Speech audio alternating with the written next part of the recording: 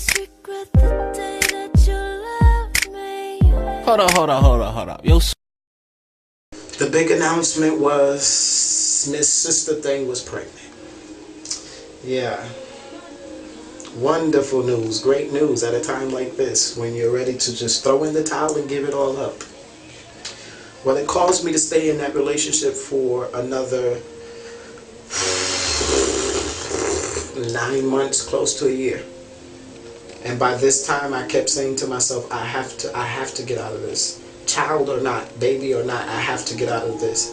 And we did not live together. It was an on and off thing. I assumed responsibility for my son, did what I had to do in the best capacities that I could. Contrary to people that think they know the situation or whatever, I did all of that which I could. And then my world surrounding me began to crumble, not because of so much of anything that I did, but the attack on what was going on. I mean, this girl was crazy enough to sleep with people in my ministry, crazy enough to sleep with people closest to me, crazy enough to sleep with people on her job, several different places. Not trying to degrade her, but this is my story, you know. Everybody has their version of what happened, but guess what? At the end of it all, there's your story, my story, and then there's what I like to call God's story, because at the end of it all, He knows the truth. He knows what took place and what didn't take place. So in reality, when people try their best to approach me with foolishness, well, I know what happened, or I think I know, or I was told.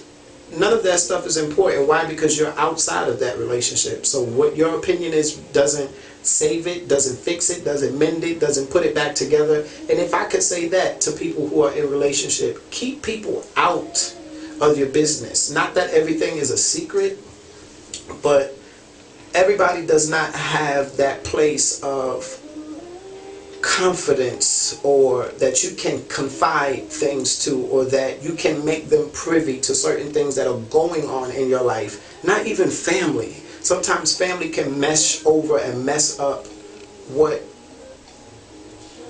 your relationship is, you know, because people are very opinionated. You know, people may have a perception of the person that you're with. There may be truths in that perception of that person, but then there also may be a lot of negativity that you'll be fed, and it will cause you to look at that person in a light like, why am I bothered? Why am I with this person? What am I doing? So those are just some things to think on, people, marriage, engaged, relationships. I'm also getting ready to do a living singles segment on my show, and some will be video blogs, some will be live tapings, some will be sessions of cheaters therapy, talking about people who had to endure unfaithful relationships, spouses, etc. How to get over that. It's both for the cheater and the victim. Tips, clues, getting understanding, getting advice, getting help, how to get over certain things, how to overcome. People are quick to say get over it, but they don't know at the end of the day, you got to approach things first off with understanding, clarity, and maturity. You can't just do things at the spur of the moment just because it sounds good to do it, or it feels good. It puts you in that thrill of getting the person back, or whatever it is that you have on your mind, because sometimes people end things and their mind is really all over the place. So I think I've said a portion. I've given you a confession. That, am I hurt by all that I went through? No, not really. This last year and a half, mostly this year and particularly, it's been a real time of healing, moving on. Not just moving on because you're looking towards being with someone else, but moving on because I'm complete now. I'm whole. That's what being single does. Single makes you whole. You get to correct your issues, correct your mistakes, correct your demons, your things that are haunting you and things that are bothering you, or things that you know, brushed over, covered up, and never really addressed or dealt with. That's what single does for you. It helps you. So in some of my video sessions on living single, I have one of my newfound YouTube friends. Y'all, I'm gonna post her name down at the bottom of this video because she's gonna have to forgive me for this one. But Tia Iran, that's her name. So in case with pronunciation you are misunderstanding her name, I'm gonna post her link at the bottom of this video.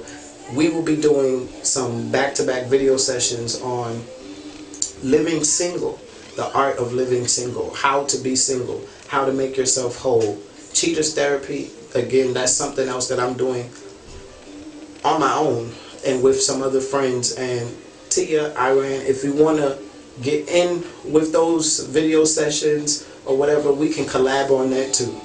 But for the most part, we're going to be dealing with sex traps, we're going to be dealing with sex habits, we're going to be dealing with addictions, we're going to be dealing with closet secrets, we're going to be dealing with so many different things that first destroy the individual.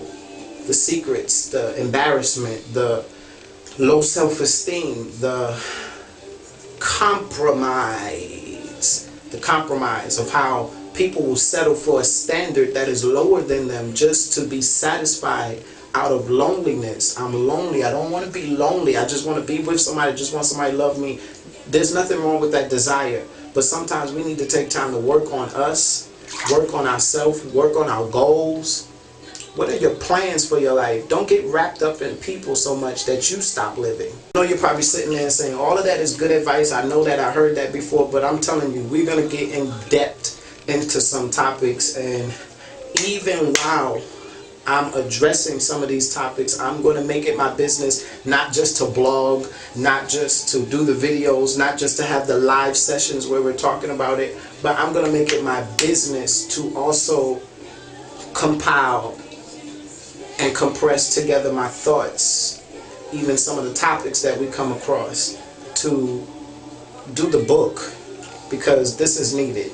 Living single, will it be titled that? I don't know, because it's not a finished product yet, but it is in progress. Cheaters therapy, will that be the title of the book? I'm not sure, but it's definitely a catchy theme,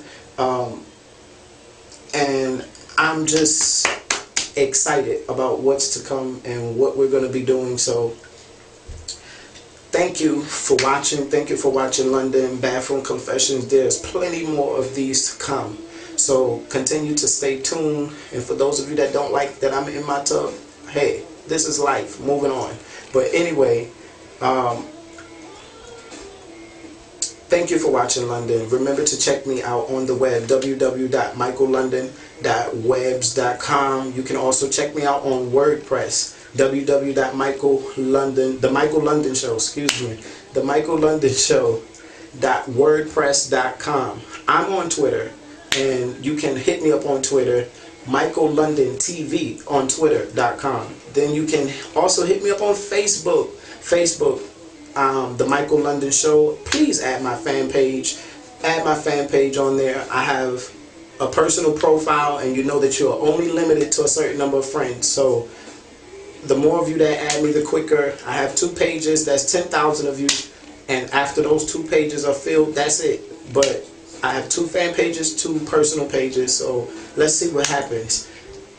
I'm on MySpace. This is the last one I'm giving you. I'm on MySpace, and it's Michael London Creative Dimensions of Life. So just look me up, type that in, and see what happens. Peace. Remember, if the need is great, then the subject is worthy. So these are my confessions. Thank you for watching London. Peace.